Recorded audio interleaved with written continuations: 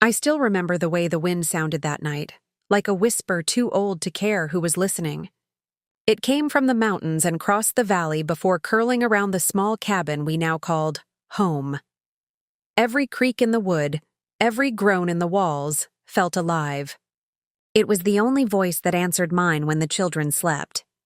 The snow had started 3 days earlier, and by now it covered everything: the road, the roof, the windowsills, even the memory of the life we had before. I had stopped counting hours the moment he left. He said he'd be back in 2 days. He said the storm wouldn't last. He said he had to find help. He said many things, but the snow fell heavier after he disappeared, and the silence that followed was thicker than any blanket I could pull over my children's shoulders. I'm not sure when I realized I was alone for real. Completely, terrifyingly alone. Maybe it was when the last of the firewood burned down to a faint orange glow. Or maybe when the youngest, Clara, asked if Daddy was bringing breakfast. I smiled the way mothers do when the truth is too sharp to hand over. "Yes, sweetheart," I whispered. "He'll bring something warm." But the truth was crueler than hunger. We had only half a jar of jam, a few potatoes that had started to rot, and 1 tin of condensed milk I was saving for the baby. I wrapped them in blankets, 4 small bodies, huddled together like kittens. Their faces glowed in the dim light from the stove. I would have given anything to sleep like them, to believe that when morning came, things would look different. But the mountains don't care for prayers. I spent the night feeding the fire with whatever I could find: broken chair legs, old picture frames, the box we brought from the city. When I lifted the lid of that box, I found a photo of us. Me, him, and the children. We were smiling. It was summer. He looked proud that day, proud of the cabin he had inherited, proud of being a provider. I remember the way he laughed when I told him the mountains made me nervous. "You'll get used to it," he said. "The snow makes everything clean, but snow doesn't clean. It hides." Morning came with gray light and silence so deep it pressed against my chest. I stepped outside to fetch snow for water, pulling my coat tighter against the cold. The air stung my skin, and the horizon looked endless, a white ocean swallowing the world. Our car was buried under snow, the tracks already gone. Even the path he had taken, gone. I stood there for a long time, staring at the place where his footprints used to be, until my fingers went numb. That was when I realized the snow had stopped falling. The storm was done, but the world wasn't calm. It was waiting. By noon, the children woke hungry. I boiled snow for soup and mashed the last potato with a little salt. The smell made them smile for a moment. I forced myself to smile back. "Will Daddy come today?" asked Thomas, my oldest. He was 9, too young to be a man, too old to still believe easily. I hesitated. "He'll find us soon." He frowned, but didn't argue. He just looked at the window, at the endless white. I looked too, and for a heartbeat, I thought I saw something move near the tree line. A dark shape. My breath caught. I wiped the fog from the glass and squinted. Nothing. Just a shadow playing tricks. But I couldn't shake the feeling that something was watching us. That night, I didn't sleep. Every sound felt wrong. The cracking of ice on the roof, the faint howling of wolves somewhere far away. It all seemed to whisper one truth. We weren't meant to survive here. I prayed softly, not to God exactly, but to anyone who might still be listening. I asked for warmth, for time, for strength. When dawn came, it brought something else. Footprints, not his. These were smaller, uneven, circling the cabin. I saw them through the frosted window as I stirred the fire. My heart stopped. I wrapped a blanket around myself and stepped outside. The cold bit through my skin immediately. The tracks were fresh, only a few hours old. They led from the trees to the back of the cabin and then vanished. I called out, my voice trembling in the air. "Is anyone there?" Silence. But silence isn't always empty. I went back inside, locking the door with shaking hands. The children were still sleeping, curled up together, peaceful in their small ignorance. I sat by the window and waited, my eyes tracing every flake that drifted past the glass. Hours passed, and then, just as the light began to fade, I saw it again, a figure at the edge of the woods. Too far to see clearly, but close enough to know it was human. Watching. My heart raced. Could it be him? Had he finally come back? I opened the door and stepped out into the snow. The air burned my lungs. "Daniel," I called. My voice echoed back at me, swallowed by the forest. No answer, only the sound of something moving between the trees. That night, I couldn't keep the fire going. There was nothing left to burn. I held the baby close and whispered promises I wasn't sure I could keep. Thomas lay awake watching me. He didn't ask any more questions. Sometime after midnight, I thought I heard knocking. Faint. 3 slow taps. I froze. It wasn't the wind. This was deliberate. I stood, heart hammering, and went to the door. The knocking came again. 3 taps. I reached for the handle and stopped. Through the crack in the wood, I saw something that made my blood run cold. A handprint pressed against the outside of the window. Small. Too small to be Daniel's. When morning came, the handprint was still there, clear as truth against the frost. But the tracks beneath it had already vanished, swallowed by the night wind. The snow had begun to melt slightly now, dripping from the roof like tears. And beneath the drips, I thought I saw something dark beneath the thin crust of ice. Something shaped like a footprint. I didn't tell the children.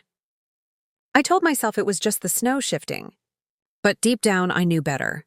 Because when I looked closer, I saw there were 2 sets of prints. One leading away from the cabin, and one leading back. The morning after the handprint, the air felt thinner, as if the valley had been emptied and refilled with something that looked like oxygen, but wasn't. The baby's breath steamed against my collarbone. I could feel every rise and fall as if my own lungs had forgotten how to move, unless hers reminded them. Thomas was already up, quiet in a way that boys learn too soon. He stood by the window with the stiffness of a sentry and didn't look back when I came beside him. "Snow's softer," he said. "You can see things. I followed his gaze and saw the roof working itself into a slow, reluctant drip. The sun was somewhere not visible but busy loosening the world. Beneath the eaves, the neat white sheet had begun to sag and tear. And under that, like writing bled through old paper, a print darkened. "Stay with the girls," I told him. "If anyone knocks, you don't open. Not even if it's me. Wait for my voice."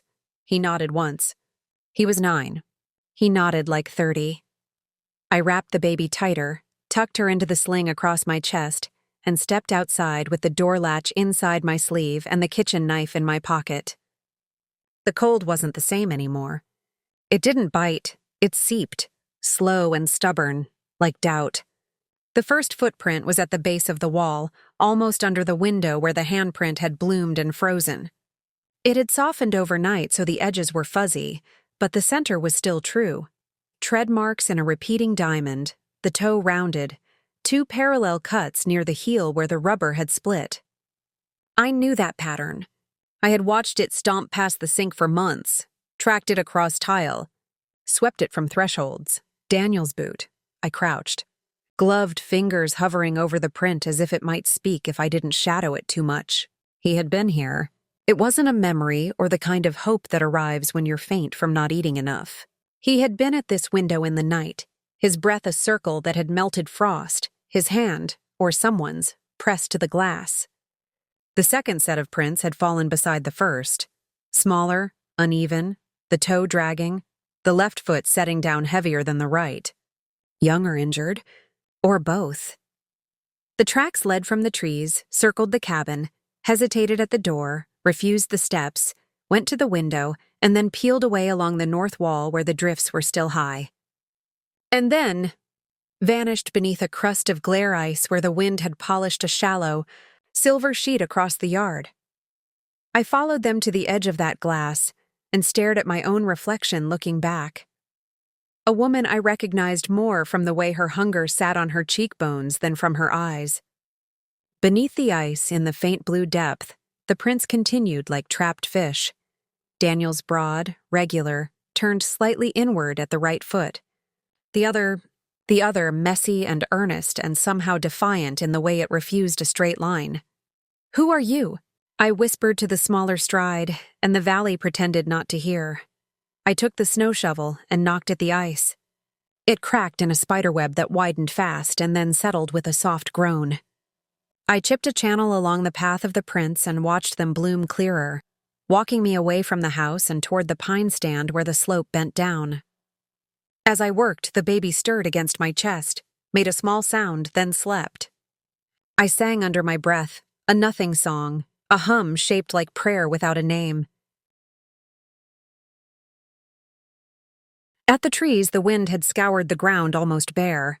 Patches of brown grass and frozen needles pressed up through the snow like stubborn thoughts. The tracks regained their sharp edges and turned left along the tree line to a place where the land rolled into a shallow, white bowl. I knew that bowl. In summer, it held wildflowers and bees. In winter, it held secrets. There, half hidden by blown snow, was a dip that wasn't natural. Long, narrow, the size of a man lying down, or a sled laid carefully and covered. I scraped with the shovel until the wood appeared. A child's toboggan, the rope frayed, the slats repaired with wire. The runners were smeared with something dark that had frozen hard and dull. I touched it with my glove and knew without knowing, blood. It had been smeared, not spilled, wiped. The way you wipe a small cut quickly so nobody makes a fuss. The smaller prints circled the sled twice. Impatient, while Daniel's boots stood steady, heels drilled hard into the snow in two perfect wells. He'd been still long enough to sink. He had waited. For who? For me? For a sound? Or for the courage to knock? My mind tried to make a kindness. Maybe he'd found someone out there, a teenager lost with a sprained ankle. Maybe he'd brought them close enough to watch the house, to see the smoke, and then left to fetch help from the road. But kindness had a way of icing over too quickly up here, and beneath it something colder showed. He hadn't knocked. He had stood and watched and then left. I forced my body to turn back toward the cabin before the story I wanted could root too deep in me. Inside, the children sat where I had left them, an obedience that spooked me. Clara blinked awake. The baby yawned, a tiny round miracle that could have been a laugh if the world were 1 ounce kinder. "We're out of wood," Thomas said, soft. "We have the chair. I can break it." "No," I said too fast, picturing splinters, nails, accidents we couldn't afford. "We'll ration. We boil, we don't simmer. We share a cup." "We could burn the box," he offered. The photo inside it tugged at me like a hook through skin. Not yet. By noon, the ice at the eaves had learned a rhythm, water falling steady into the bucket I'd wedged below. I boiled snow and that water together and gave the baby her share of the condensed milk. I lied to myself and called it a plan. When the girls slept again, Tomas brought me the only thing he had rescued from Daniel's tool bag, a coil of wire, a rusted multi-tool. "I think it used to be a pocket knife," he said. "It's like a mouth with no teeth." "Teeth wear down," I said. "Mouths still talk." I pressed the blade into a strip of old fabric and cut. It took time. Time is work when you're this cold. I braided the fabric into a cord and tied the kitchen knife to a broom handle. Spears are ridiculous until they aren't. "What if the prints come back?" Thomas asked, voice almost not his. "Do we talk to them?" "We listen first," I said. "Then we talk. Then we run, if we have to." He nodded like 30 again. In the late afternoon, the melt gained confidence. Ice let go from the eaves in thick, sloughing tongues that slapped the porch and shattered into 1,000 glittering arguments. In their noise, I heard a new sound, a careful footstep far off, then another, pausing between as if testing whether the land would accept the weight. I stood. Thomas stood. We did not breathe. A figure appeared at the tree line again. The same distance as before. The same stillness. Hands at sides. Head tilted. And below the hem of the coat, that small limp, left foot down harder than the right. Not Daniel. I stepped onto the porch with the broom spear and the kind of calm that is really a lid pressed hard on a boiling pan. "We have nothing for you," I called, and felt the lie flush my cheeks. The figure did not answer. The head tilted a degree more. The wind took my voice and brought it back wrong. "We have children," I said. "We won't be hurt. Silence is not emptiness." I heard breath lace the trees. That meant human. "Show your hands," I called. 2 hands lifted slowly, small, bare. The skin chapped and split. The left one wrapped in cloth. A child. The spear fell an inch. "Tomas," I said without turning my head. "Keep the girls in the back. I can—" "Back," I said, not loud, not gentle. He went. I took 2 steps into the yard and stopped, because the melted crust was treacherous here, and because everything in me understood that forward was a choice you don't unmake. "Are you alone?" I asked the trees. The head tipped again. A shiver ran through the figure as if the answer were stitched into their skin. A voice came, thin, hoarse, higher than I expected and lower than childhood. "He told me not to knock." It was a girl's voice, and it dragged across the words like someone asking permission inside them. "Who?" I said. "Who told you not to knock?" She didn't answer. She swayed once. I saw now that the coat she wore had one sleeve torn, the stuffing poking out like a cloud trying to leave. Underneath, a red sweater, too thin, too proud. Her hair was a mess of dark knots she'd tried to braid and failed. Her face was the color of snow you don't eat. The cloth around her left hand was stained brown and black, the color that means a wound is trying to become a story. "What's your name?" I asked, and felt the absurd tenderness of that question on my tongue, given where we stood and what the sky was doing. She swallowed. When her lips moved, I saw the split open in the center. "Maya," she said. He said not to say. "Who?" My voice was a thread. "The man with the boots?" She looked at the ground then, and it felt like a confession. When she looked up, her eyes were older than mine. "He said he would bring help. He said to watch. He said if I knocked, you'd waste yourselves." "Waste?" The word landed with the weight of meat thrown on snow. "Waste what? Heat? Food? Hope? And your hand?" I said softly. "Wire," she said. "A snare." She looked past me toward the cabin the way you look at a church you've never believed in until the day you need it anyway.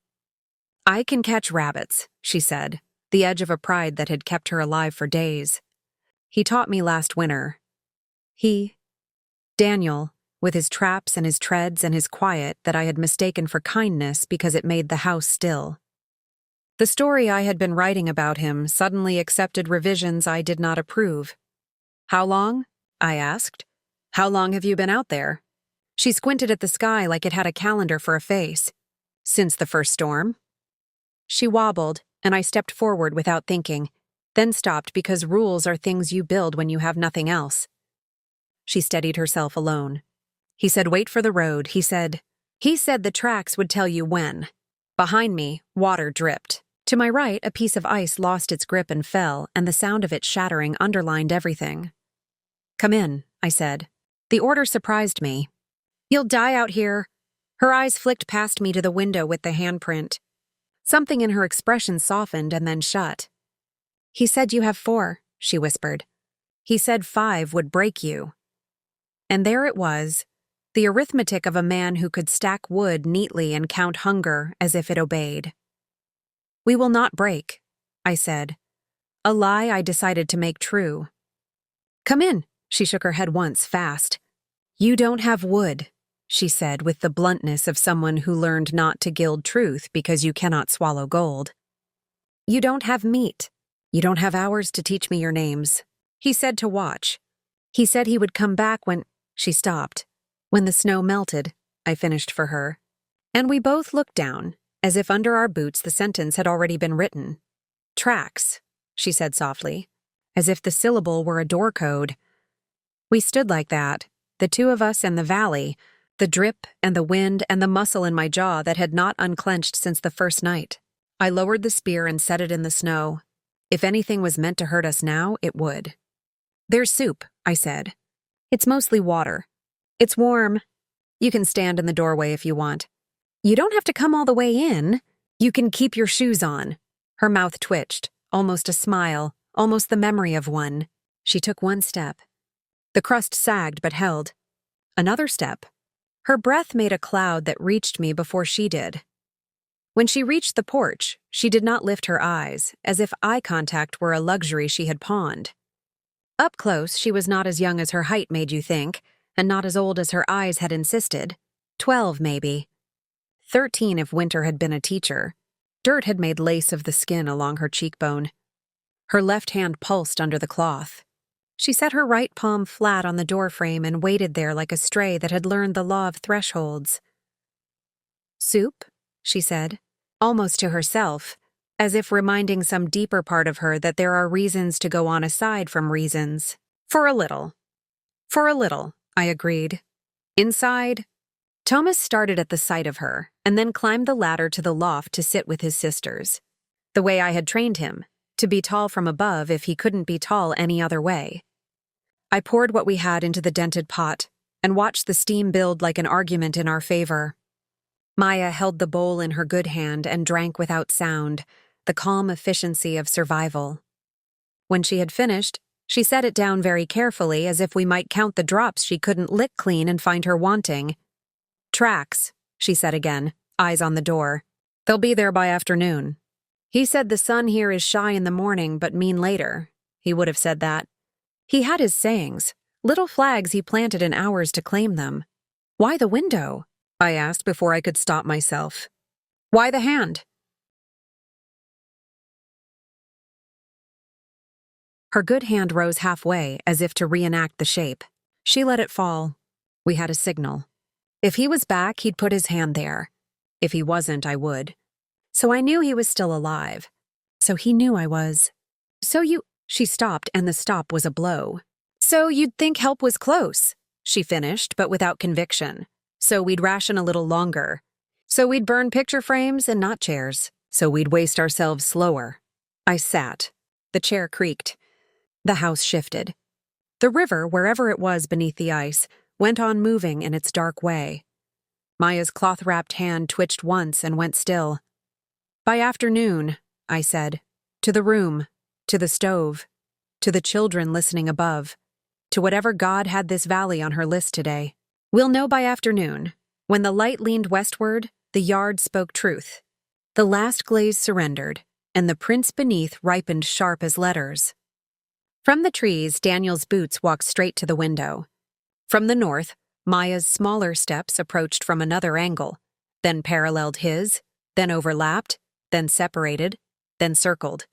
Together, they orbited the cabin like moons, close enough to touch the glass, far enough to leave me guessing. Then both turned away. Not toward the road. Not toward the creek. Toward the slope behind the cabin where the ground heaved up and a stand of birch huddled like a congregation uncertain of its hymn. Under the birch, where the snow had been deepest, the sun had carved a gully. The tracks dropped into it and didn't come back out. Maya stood at my shoulder, breath holding and breaking in small, honest waves. "He said the cache," she whispered. "He said if it went bad, he'd leave a cache." "A cache," I echoed, and the word had weight and direction now. We went together, side by cautious side, until the birches received us. There, where the earth rose and the wind spared, a drift had been scooped by hands, not weather. The shovel marks were blunt, familiar. The snow in the hole had a different color. The gray of breath turned old.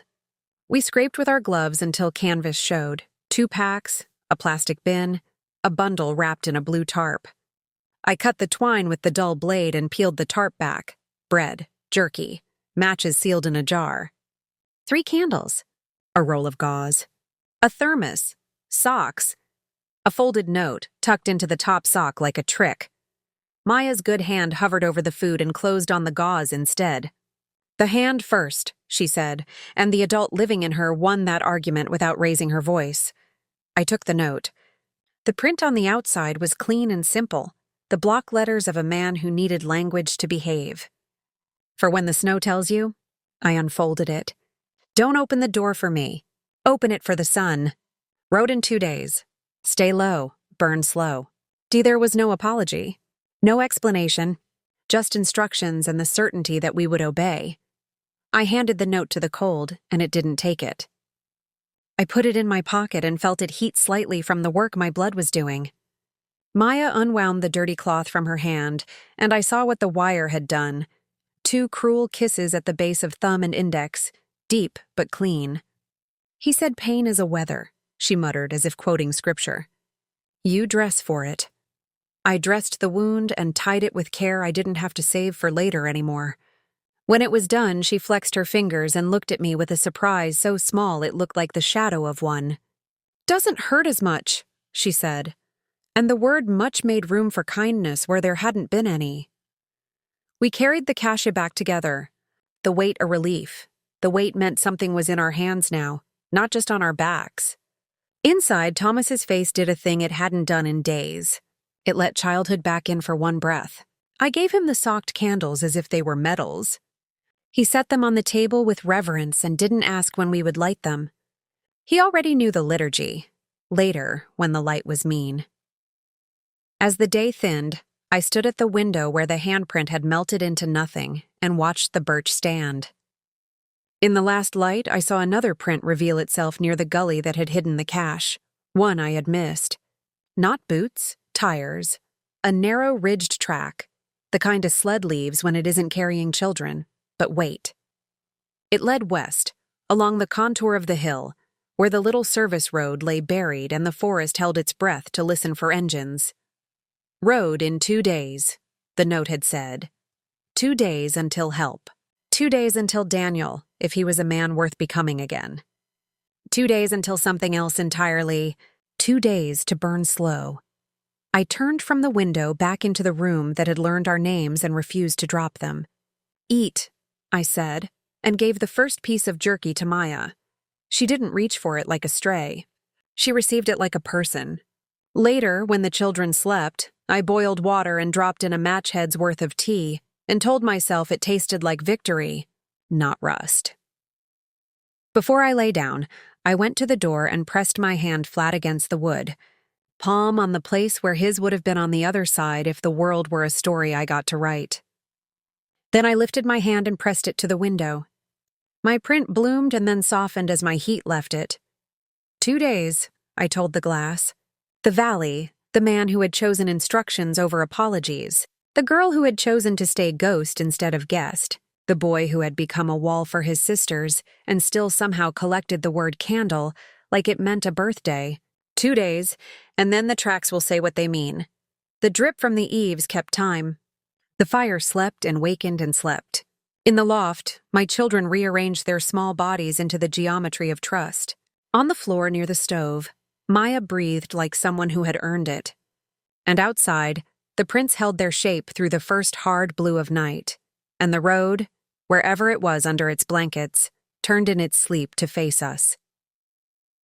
The wind changed that night. It came from the west instead of the mountains, warmer and heavier, carrying a scent I hadn't smelled in weeks, wet bark, thawing earth, the beginning of something dangerous called hope. I woke to the sound of dripping that wasn't the steady rhythm from the roof, but 1,000 tiny rivulets whispering their way through the snow outside.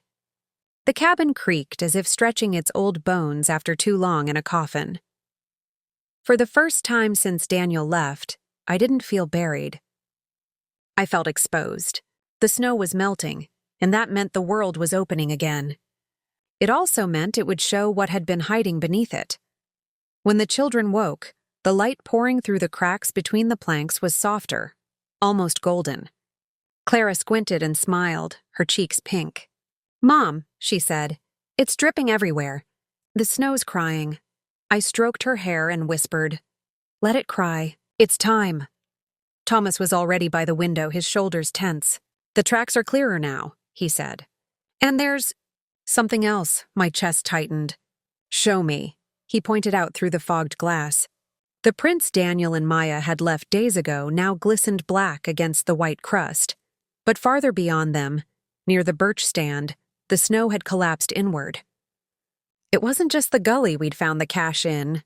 It was deeper now, wider, like the earth was exhaling something it had been holding in too long. "What do you think it is?" Thomas asked. "I don't know," I said, but my voice betrayed me. I did know, or at least I feared I did.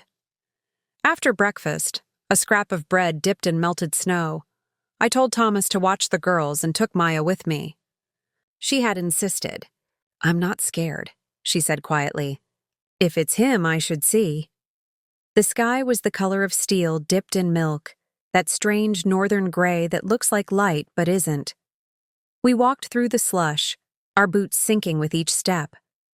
The trees around the cabin looked almost unfamiliar now that their branches were dripping instead of frozen, like ghosts shedding their costumes. When we reached the birch stand, I stopped. The gully that had held the cache was half collapsed now, a long wound in the earth. The tarp and the blue twine we'd found were gone, carried away by meltwater. But the thing that made my stomach twist wasn't what was missing, it was what had appeared. Another set of prints, deep, heavy, recent. They weren't Daniel's. They were bigger. A different tread, flat-soled, wide, the kind you see on industrial boots. More than one pair. I crouched, touched the imprint. The snow was still soft around the edges. "These are from last night," I whispered. Maya stood perfectly still. "Who would come out here?" she asked. "I don't know," I said. "But whoever they are, they weren't lost." We followed the tracks for about 20 yards until they split into two trails. One led toward the creek, the other toward the road that cut through the valley. I hesitated. If I chose wrong, we could walk straight into trouble, or miss the only help left. Maya looked up at me, her hair hanging limp around her face. "He said the road," she murmured. "If the snow melts, find the road." She was right. Daniel's letter had said 2 days, and this was the second. We turned toward the road. It wasn't far, maybe a 15-minute walk, but it felt longer. Every step brought back the memory of how Daniel had left us, the way he kissed the baby's forehead but didn't meet my eyes. The sound of his boots fading down the hill. The promise that had sounded like a lie even before it broke. When we reached the road, it was still covered in patches of snow, but beneath it, the asphalt glistened, a long, dark scar through the valley. The tire marks of old plows ran along it like veins, and in one shallow dip where the meltwater gathered, I saw something floating. I stepped closer.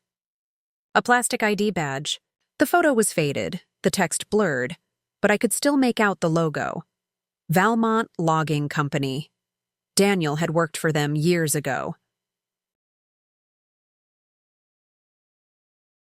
I bent down, lifted the badge.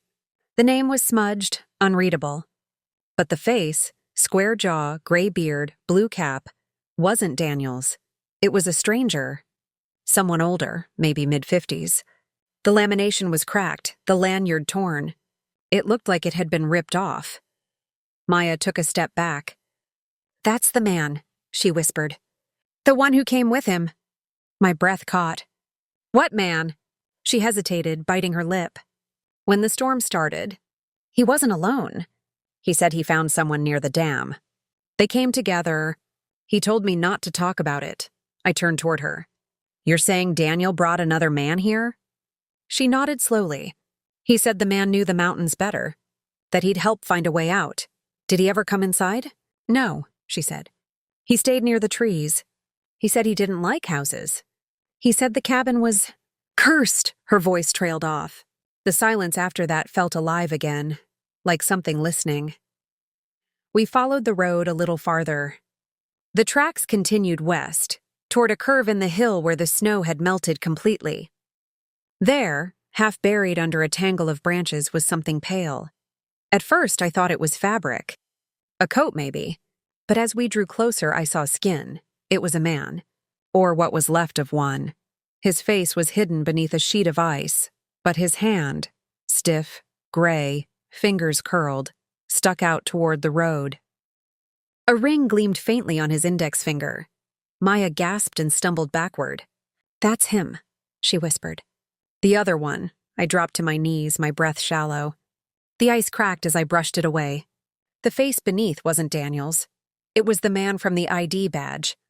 His eyes were closed, his mouth open slightly, as if he'd been trying to call for help and the snow had swallowed the sound. I checked his pockets.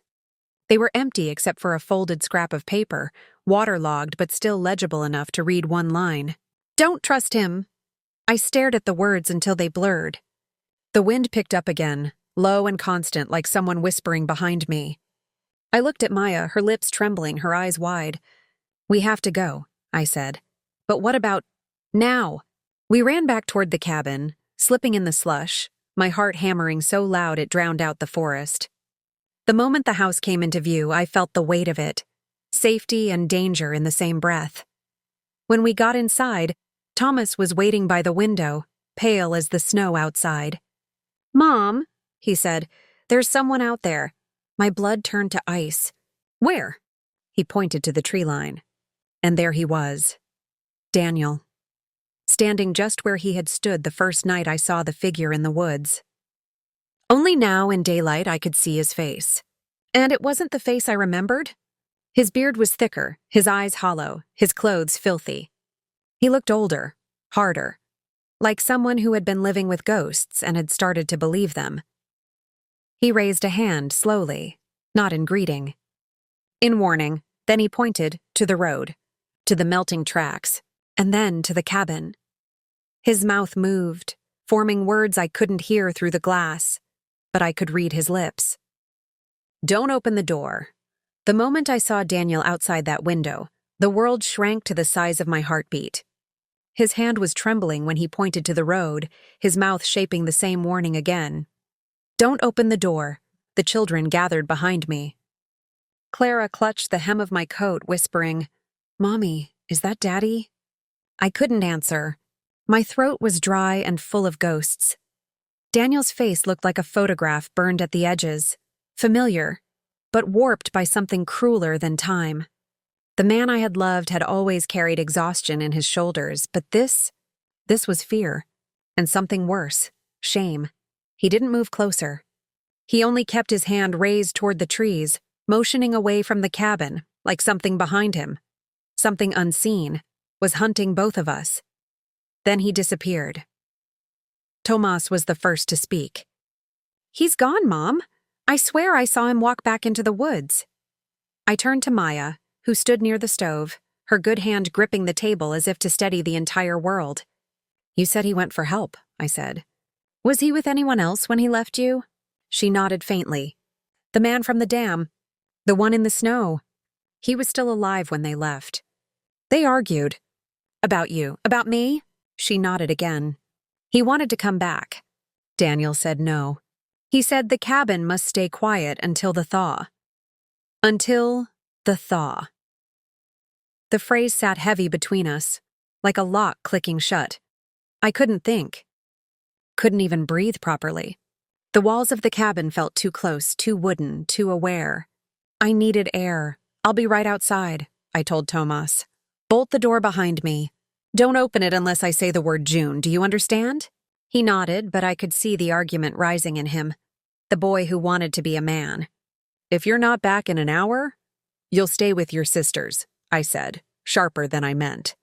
"You'll keep the fire alive." "That's how you fight, Tomas. You keep the fire." He swallowed hard and nodded. Outside, the air felt like wet metal. I followed the melted trail down to the road again, scanning the tree line where Daniel had stood. I found the faint trace of his boots in the mud, just enough to tell me which direction he'd gone. Toward the ridge, toward the logging site that had been abandoned months before. The forest was loud now. Not with birds, those hadn't returned yet, but with dripping, cracking, sliding. The snow was giving up its secrets, and each one sounded like a confession.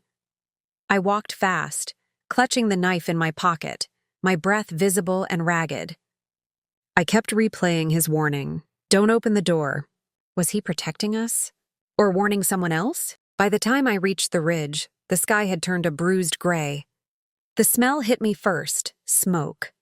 Not from our stove, not from pine wood. Something chemical. I followed it through the slush until the trees opened up, revealing the remains of a makeshift camp. A small tent, half collapsed. A rusted oil drum with black soot crusted around its rim. Nearby, the remnants of a fire, still faintly warm. And on the ground, a piece of fabric I recognized instantly. Daniel's jacket. It was torn at the sleeve, stiff with mud and blood. My stomach turned.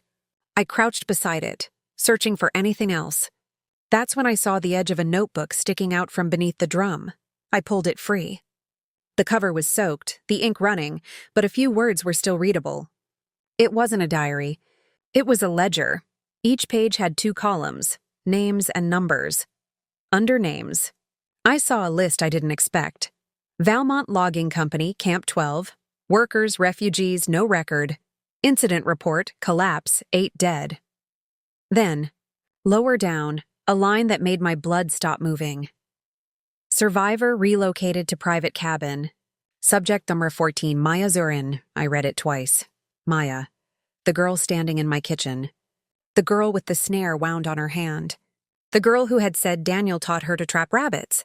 But why was her name in a logging report? And why was it labeled subject? Footsteps snapped behind me. I spun, knife raised. Daniel stood 10 feet away. He looked thinner than before, his cheeks hollow, his lips cracked. The once warm brown of his eyes had turned to the color of thawed river ice. He lifted his hands slowly. "Don't," he said. His voice sounded like it had been carried too far by wind and distance. "Don't go back to the cabin." I took a step back. "Where have you been?" "I told you not to come out," he said, ignoring the question. They were watching the house. "The company sent men after me." "The company?" My voice was shaking. "What does the logging company have to do with us?" He exhaled hard, pressing his palms to his face. "Everything." He crouched, gripping a handful of melting snow. "When the dam broke last winter, I went north looking for work. The only ones hiring were Valmont. They paid in cash. No contracts, just fences and quiet. I didn't know what they were hiding until I found the camp. They were keeping refugees from the border, using them to rebuild the logging bridge. When it collapsed, they buried the dead in the valley. I felt my knees weaken. "You mean," he nodded. "She was one of them. Maya. She was a kid. They had no records, no names, just numbers. I pulled her out before the fire spread. I thought she was dead for 2 days until she followed me to the road." My breath came out in short, burning gasps. "And you didn't tell me?" "I didn't want you involved." His voice cracked. "I thought if I kept her close, they'd stop looking. I thought if I stayed away from the house, you'd be safe." "Safe?" I said, stepping closer. "We nearly froze to death. I buried our wedding photo in the stove because I had nothing left to burn." Daniel's eyes filled, but he didn't look away. "You think I don't know what that means?" I walked through 5 miles of snow with a broken leg, carrying that girl on my back because she was the only thing still alive that reminded me what kind of man I wanted to be. Silence filled the forest.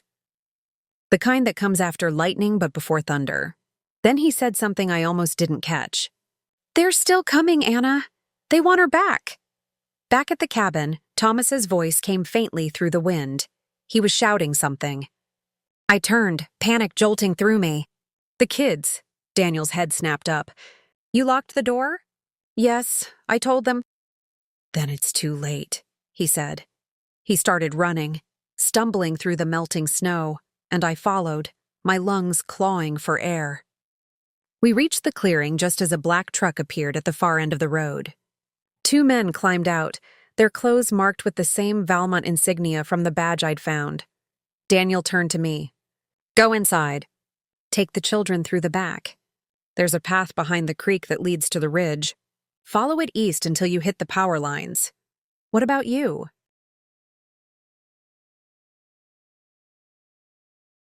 He looked at me the way you look at someone you already know you'll never see again. "I'll make sure they follow me." "No, Daniel."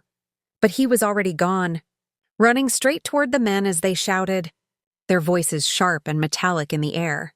I bolted for the door, my heart pounding like it wanted out of my body. Inside, Thomas was holding the kitchen knife, standing between the girls and the window. His eyes were wide but steady. "I saw the truck," he said. "They're not here to help." "No," I said, grabbing the baby and the coats. "We're leaving." Maya hesitated by the table, staring at the note Daniel had left days ago. "Don't open the door for me. Open it for the sun." She touched it with her fingertips, then looked at me. "He said the snow would tell us when to go." "It's telling us now," I said. We slipped out the back as shouts echoed through the trees. Gunfire cracked once, then twice. The sound rolled across the valley like thunder, chasing us into the woods. I didn't dare look back. The ground was soft and treacherous beneath my boots. The baby whimpered against my chest. Thomas led the way, Maya limping behind me, her hand bleeding again through the gauze. We stumbled through the wet earth until the roar of the creek drowned everything else. I turned once and saw flames. The cabin was burning, a column of black smoke twisted up into the gray sky, carrying the last warmth we'd ever known. We kept walking until the trees thinned and the power lines appeared like thin veins cutting across the hillside. I collapsed against a rock, clutching the baby to my chest. The children were silent now, too tired to cry. Thomas looked at me. "Will Daddy find us?" I couldn't lie this time. "I don't know," I said softly. "But if he can, he will." Maya sat beside me, her face pale, her lips blue. She pulled something from her pocket, a ring, bent and tarnished. "He gave me this," she whispered. "Said it belonged to his wife." I stared at it. My ring. The one I'd lost weeks ago, the one I'd thought had fallen through the floorboards. My breath caught. "Why did he give it to you?" She looked down at the metal in her palm, turning it slowly so it caught what little light was left. "He said you'd understand when the snow was gone." The next morning arrived without snow. For the first time in months, I saw the ground, dark, bruised earth mixed with pine needles, patches of moss, and the bones of what winter had hidden. The world smelled like thaw, wet soil, rust, and old secrets. The cabin was gone, reduced to a black scar on the valley floor. Smoke still curled above it in slow gray ribbons, twisting like thoughts I couldn't face yet. From where we sat on the ridge, it looked small. Too small to have held so much life, so much loss. Tomas sat beside me, his arms around his sister's. The baby slept against my chest, her skin flushed from the heat of my heartbeat rather than from the fire we no longer had. Maya crouched near the edge of the rock, staring at the valley below. She hadn't spoken since the night before. The snow had melted, and now the truth had nowhere left to hide. The world below was in motion again. I could see 3 black trucks parked near the ruin of the cabin. Men in heavy coats walked slowly among the ashes, searching, recording. The Valmont insignia glinted on their sleeves. "Are they gone?" Thomas asked. "Not yet," I whispered. I didn't dare tell him that Daniel wasn't among them. I hadn't seen him since the gunfire. I wanted to believe he was alive, hiding somewhere in the trees, watching us, waiting for the moment to return. But the silence in the valley didn't sound like waiting. It sounded like farewell. As the sun climbed higher, the snowmelt turned to streams that trickled down the slope. They ran past our boots, carrying ash and pine needles and scraps of the world we had lost. Maya finally spoke. "He told me about the letter," she said softly. I turned to her. "What letter?" She hesitated, her hands trembling slightly. "He said if anything happened, there'd be one more note. Not in the cabin. Somewhere higher. He said you'd know where to look." I frowned. "Higher?" She pointed toward the ridge beyond the power lines, where the birch trees ended and the cliff began. "He said he built something there once. Before you came to the valley." My stomach dropped. "The old signal tower. Before we married, Daniel had worked on a shortwave tower the company abandoned halfway through construction. It was barely standing, rusted metal, scaffolding half-eaten by the wind. He'd taken me there once when we were young and stupid, said it was the highest place in the valley to dream. If he'd hidden something, that's where it would be." We climbed for hours. The snowmelt turned the trail into mud, and the wind pressed against us like a warning. I carried the baby beneath my coat, feeling her tiny heart beat against mine. Every step made the ridge feel farther, not closer, as if the mountain itself didn't want to give up its final secret. When we reached the top, the world below looked endless. The valley spread like a torn map, the river carving a silver scar through it. The skeleton of the tower stood crooked against the pale sky, a metal relic barely holding itself together. And at its base, half buried under a pile of stones, was a box. It wasn't locked. Inside was a folded blanket, a small tin of matches, a photograph of us, Daniel, the children, and me, taken before the winter started, and a single envelope with my name on it. Anna. I didn't open it right away. My hands wouldn't stop shaking. When I finally tore the seal, the paper inside smelled faintly of smoke and pine. Daniel's handwriting was neat, steady, unhurried. He had written it knowing it might be his last chance to speak. Anna, if you're reading this, the snow has melted. I told you once that the thaw would bring truth, not mercy. I'm sorry for that. The men from Valmont were never supposed to find us. They were burying more than bodies at the camp. They buried records, proof that the refugees weren't accidents. They were forced to work until the bridge collapsed. I tried to stop them, and that's when I met Maya. She's not just a survivor. She's the daughter of one of the engineers they silenced. She knows where they hid the files. They'll come for her, Anna. That's why I stayed away. They'll think she died in the fire. Don't tell anyone otherwise. Take the children and leave the valley. Head east until you find the highway. There's a church past the tunnel. They'll help you. If the men ask, tell them I was never here. I can't come back, not because I don't want to, but because if they see me, they'll follow. And if they follow, they'll find you. Remember what I said. Don't open the door for me. Open it for the sun. When you see the light again, don't be afraid to walk into it. I read it 3 times. By the end, the ink had blurred under my tears. Maya knelt beside me. He said he'd protect us, she whispered. He did, I said, my voice raw. In his way, she shook her head. No one protects without paying. The wind picked up again, strong enough to rattle the old tower. I tucked the letter into my coat, wrapped the blanket around the baby, and looked east, the direction Daniel had told us to go. There was nothing there but forest and the faint silver line of the highway in the distance. Freedom was never close, but it was visible. We started walking. The path was rough, but the air grew warmer with every mile. The children were silent, exhausted but alert, as if they knew the valley was listening for their names. By evening, we reached the edge of the ridge where the forest broke open into a long slope of brown grass and ice puddles. Down below, I could see the faint outline of the tunnel Daniel had mentioned, and then, movement. A shadow near the tunnel's mouth. I froze, clutching Thomas's hand. A man stepped into the light. For one terrible moment, I thought it was one of Valmont's men. But then I saw the limp, the uneven stride, the familiar tilt of his head when he searched for faces in the distance. Daniel. He was alive. Barely. He waved once, small, like a signal he wasn't sure would be answered. I wanted to run to him, to shout his name, but the words wouldn't come. He looked thinner than ever, his face pale and his clothes torn. Maya whispered. He came back, but the sound of engines cut through her words. 2 trucks were coming down the road behind him. Daniel turned and shouted something I couldn't hear, but I knew the shape of it by now. Go. He stepped into the road, waving his arms. The truck slowed. He was buying us time. I grabbed Thomas and the girls. We move now! We ran through the wet grass, slipping, stumbling, gasping. The air burned in my throat. I kept my eyes on Daniel as he shouted at the approaching trucks, drawing them farther away. A shot cracked through the air. He staggered but didn't fall. Another shot. Then another, Maya screamed. I didn't stop running. By the time we reached the trees near the tunnel, the trucks had passed us, rumbling toward the bend. Smoke drifted in their wake. The sound of the engine faded, then stopped.